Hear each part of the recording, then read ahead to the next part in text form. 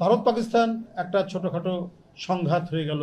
বাংলাদেশের সরকার বা জনগণ চেয়েছে, শান্তি চেয়েছে, এটা দ্রুত থেমে যাক, এটা চেয়েছে, কেউ কোনো পক্ষ অবলম্বন করে।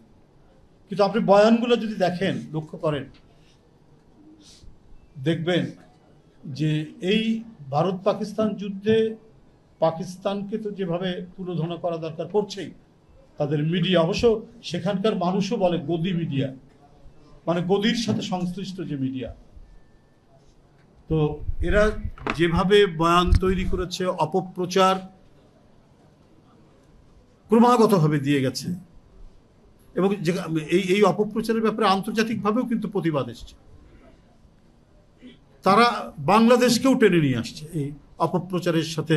সামাজিক গণমাধ্যমের সাথে যারা জড়িত তারা বলছে যে এই বাংলাদেশকে ৭১ সালে আমরা সহযোগিতা করেছি তাদের স্বাধীনতার জন্য, কিন্তু এটা ভুলে গেলে চলবে না, ওদের ভিতরেও কিন্তু এক ধরনের পাকিস্তান আছে। মানে রূপক অর্থে তারা অন্য একটি কথা বোঝাতে চাচ্ছেন, তাদের হৃদয়ের মধ্যেও একটা পাকিস্তান আছে। তো এই যখন মেন্টালিটি, এই যখন মানসিকতা, আমরা সেইখান থেকে সমমর্যাদা সম্পন্ন কোনো কিছু পাবো এটা আশা করা যায়।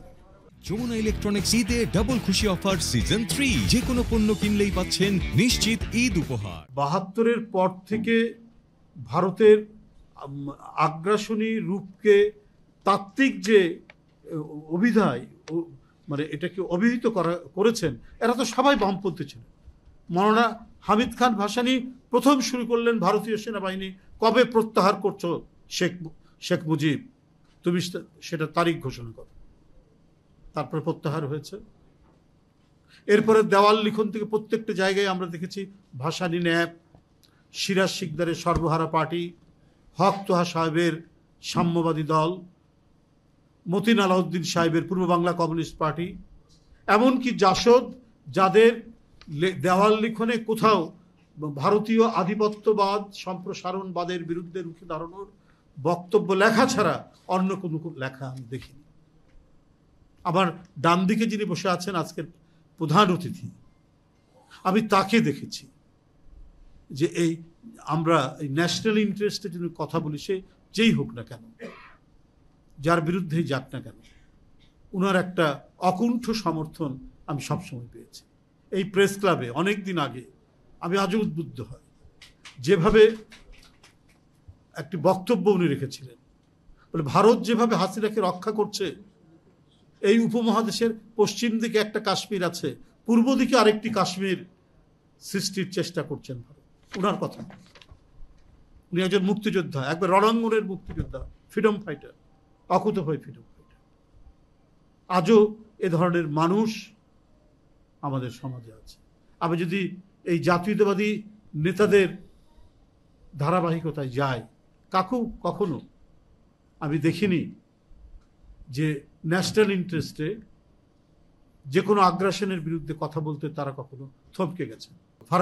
ফারাক্কা বাঁধ যখন চালু করার বিষয়টা নিয়ে শেখ মুজিবকে বলেছে যে আমরা পরীক্ষামূলকভাবে চালু করব, শেখ মুজিব অনুমতি দিলেন, সর্বনাশ সেদিনই হয়ে গেল। তো সেটা না হয় জানিয়েছেন। এরপরে চুক্তি হয়েছে একটা খুবই প্যাট্রিয়টিক চুক্তি, যেটাকে বলা হয় 77 79, তখন BM আব্বাস সেটি হচ্ছে আমাদের পানি মন্ত্রী, অত্যন্ত দক্ষ একজন মানুষ। আমি তার গ্যাঞ্জেস ওয়াটার ডিসপিউট বইটা পড়েছি, সেখান থেকে আমি পেয়েছি যে সবচাইতে মানে প্যাট্রিয়টিক চুক্তি ছিল সেইটা, 77 সালে যে চুক্তিটা হয়েছে, আমার তার বই থেকে যতটুকু পেয়েছি।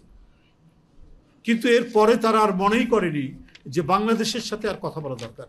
সে টিপাই মুখ হোক, গজলডোবাই হোক, যেখানেই হোক না কেন। আমার বাড়ি তিস্তা নদী পার হয়ে যেতে হয়, গ্রামের বাড়ি। সেই ছোটবেলায় জানলার ধারে দাঁড়াতাম, সেই প্রাচীন পুরনো সে রেলওয়ে ব্রিজটা যখন পার হতো, কি খরস্রোতা সেই নদী। এখন সেই নদীর মাঝখানের চরে গ্রাম হয়ে গেছে, যমুনার চরগুলো তো গ্রাম হয়ে গেছে। আমরা কিন্তু কেউ এগুলো বিষয় নিয়ে আর সোচ্চার নয়। আমরা ফারাক্কার বিষয় নিয়ে যে যতটুকু সোচ্চার হয়েছিলাম, আন্তর্জাতিক ফারাক্কা কমিটি নিয়ে যতটুকু সোচ্চার, কিন্তু এর পরে ক্রমান্বয়ে অভিন্ন 54 নদীতে তারা যেভাবে একতরফাভাবে কাজ করে গেছে, পানি প্রত্যাহার করছে, এই যে ইউনিলেটারাল মানে পানির যে তারা উইথড্র করছে, এটা আমরা হয় জেনেও না জানার ভান করেছি যারা পলিসি মেকার ছিলেন, অথবা আমাদের যেন কিছু করাই নাই।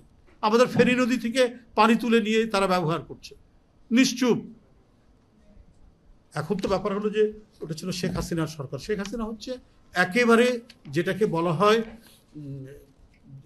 একটি সরকার, একটি শক্তিশালী সরকার, যেটা আমি কিছুক্ষণ আগেই বললাম যে প্রাচীনকালে যে অশ্বমেধ যজ্ঞ যেটা হয়েছে, যে ঘোড়া ছেড়ে দিলে পরে যে ঘোড়াটা আটকাবে তাকেই অবাধ্য রাজা বলে তার বিরুদ্ধে আগ্রাসন চালানো হবে। কিন্তু বাধ্য রাজা তো ছিলেন, অনেকেই ঘোড়া আটকায়নি। তার মধ্যে শেখ হাসিনা ছিল মানে এমন একজন রাজা যে ঘোড়াটাকে আটকায়নি, উত্তর ভারতীয় ঘোড়াটাকে আটকাননি, এবং তাদের প্রতিনিধি হিসেবেও তিনি ছিলেন। জানার পরেও টিপাইমুখ বাঁধ তিনি করতে দিয়েছেন ফেনী নদী থেকে একতরফা পানি প্রত্যাহার করতে। এমনকি পরিবেশের ক্ষতি হবে জানা, ইন্ডিয়াতেও ভারতেও সেখানকার পরিবেশবাদীরা আন্দোলন করেছে, মিছিল করেছে, তীব্র প্রতিবাদ করেছে একটা টিপাইমুখ বাঁধের, সেখানেও তারা করেছে। যেটা করা ঠিক হবে না, এটা ভারতেও এটার এফেক্ট হবে। আরেকটা হচ্ছে আপনার রামপাল কয়লা পুড়িয়ে যে বিদ্যুৎ কেন্দ্র, সেটার ব্যাপারে যে সুন্দরবন এর 25 মাইলের মধ্যে, 25 মাইল বা 25 কিলোমিটার এর মধ্যে কোনো মানে কয়লা পুড়িয়ে তাপবিদ্যুৎ কেন্দ্র করা যাবে না। কিন্তু এমনভাবে তিনি আত্মনিবেদন করেছিলেন দিল্লির কাছে, সেই আত্মনিবেদন থেকে শেখ হাসিনা যেন ফিরে আসতে চাননি, তিনি সেটা করলেন এবং তার এফেক্ট শুরু হয়েছে। এর যে বর্জ্য নদীতে যাচ্ছে, যে সমস্ত নদী, পশুর নদী সহ অন্যান্য নদী, প্রত্যেকটি নদী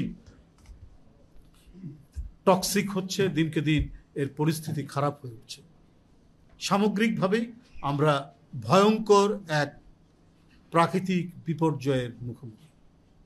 রাজশাহী আমাদেরই এলাকা, আমরা যে এলাকায় আমরা থেকেছি, এই ফারাক্কা বাঁধের ব্যাপারে বলেছি প্রাকৃতিক হবে, বিপর্যয় দেখা দেবে, হচ্ছেও তাই। কিছুদিন পানি খুললে পড়ে আপনার যে পানিটা আমরা পাচ্ছি সেখানে আর্সেনিকে ভর্তি, আর্সেনিক যুক্ত পানি।